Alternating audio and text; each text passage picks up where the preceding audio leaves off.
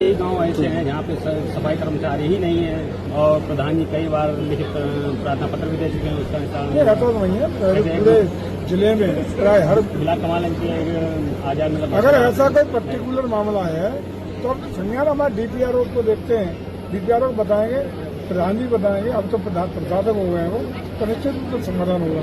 कोई न कोई कारण रहा होगा, नियुक्ति रही होगी, लेकिन अब रिटायर हो गया हो, अन्य कारण हो, बीमारी में चला गया हो, लंबी छुट्टी चला, कारण होंगे, बताना चाहिए। ठीक है सर। रात्रि चौपाल आप सभी अवगत हैं कि अभी जैसे वीडियो साहब ने बताया कि हम पूरा एक रोस्टर वाइज सभी गांव में रात्रि चौपाल का आयोजन कर रहे हैं। आप सभी ने देखा होगा कि यहाँ बहुत सारे पोस्टर्स लगे हैं, पोस्टर्स जो आपको सरकार की विभिन्न योजनाओं के बारे में बता रहे हैं। मैं आपसे ये बताना चाहती हूँ कि ये जो रात्रि चौपाल है, इसका उद्देश्य मात्र योजनाओं के बारे में बताना नहीं है, ये बताना नहीं है कि आपको इन योजनाओं का लाभ मिल चुका है। निश्चित रूप से अभी जैसे आंकड़े भी गिनाए गए, आप सभी को योजनाओं का लाभ भी मिला है। इस रात्रि चौपाल का जो मुख्य उद्देश्य है कि जो लोग बच गए हैं, हम सरकार नहीं चाहती, शासन नहीं चाहता कि कोई भी व्यक्ति जो किसी भी योजना के लिए पात्र है वो उस योजना के लाभ से वंचित रहे। तो क्या आगामी जो तैयारियां हैं वो है, क्या उद्देश्य है अभी तक? देखिए, भारत सरकार की 12 साल पूर्ता हुई, वो एक नया कीर्तिमान आदरणीय मोदी जी के द्वारा बनाने का काम हुआ है। देश की जनता के आशीर्वाद से सबसे लंबे समय तक देश के निर्वाचित प्रधानमंत्री जी के रूप में उनका कार्यकाल पूरा हुआ है। फिर 12 साल की जो उपलब्धियां हैं उसके क्रम में हर व्यक्ति के लिए लोक कल्याणकारी, जन कल्याणकारी योजनाओं के महत्व को जानने के लिए, उपलब्धियों को जानने के लिए हम लगातार 5 जून से 21 जून तक के कार्यक्रम पूरे प्रदेश के हर जिले में ग्राम चौपाल के माध्यम से, वृक्षारोपण के माध्यम से, अन्य जन कल्याण के कार्यों के धरातल पर उतारने के साथ साथ विभिन्न कार्यक्रम की जो सूची एक हमारी तय की गई है, उसके अंदर हर जिले में कार्यक्रम चल रहे हैं। उसी के क्रम में आज ये कार्यक्रम आपके सामने है, जहां पूरे गांव की सभी समस्याओं के समाधान को पूरी तरह निष्ठात करते हुए जो भी लाभार्थी थे उनको भी ये प्रयास हो रहा है कि पूरा गांव 100% जो पात्र व्यक्ति हैं उनको विभिन्न अपेक्षित योजनाओं के लाभों से संतप्त करने का काम किया गया है। और यहाँ आज हम और जिला प्रशासन पूरा हमारे टीम है, हमारे संगठन के जिलाध्यक्ष, हमारे कप्तान और सारा प्रशासन, सीडीओ सब लोग यहाँ उपस्थित हैं। और ये एक प्रयास है कि इस तरह का अन्य जगह डीएम साहब ने बताया भी है तो जिले के विभिन्न ग्राम सभाओं में विभिन्न जनप्रतिनिधियों के माध्यम से आज रात्रि चौपाल का कार्यक्रम और भिन्न कार्यक्रम चलाने का काम शासनादेश के अनुरूप किया जा रहा है।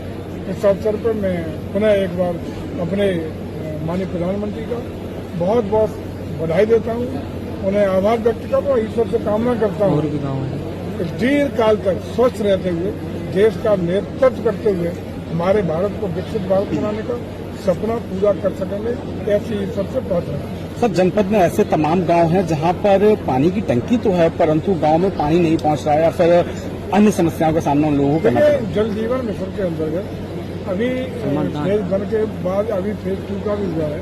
जहाँ अधूरे हैं या जहाँ कमियां हैं, त्रुटियां हैं, चूक है, उनको भी दुरुस्त करते हुए हर घर तक जल पहुंचे, ये प्रयास सरकार करा रही है। और निश्चित रूप से जहाँ इस तरह की कमियां होंगी वो चिन्हित करके दूर कराने का काम कराएंगे। सर, जनपद में और भी ऐसे गांव हैं जहां पर रास्ता न निकलने का और सर बच्चे स्कूल भी जाते हैं, उनको दूसरे रास्ते से जाना पड़ता है, इतनी गंदगी है गांव में। सर नहीं, अगर ऐसा कोई स्कूल आप बताएंगे जहाँ निकलने का रास्ता नहीं है और गंदगी है, मैन रोड सर है सर, तो निश्चित रूप से उस पर कार्रवाई भी होगी, दुरुस्त भी कराया जाएगा।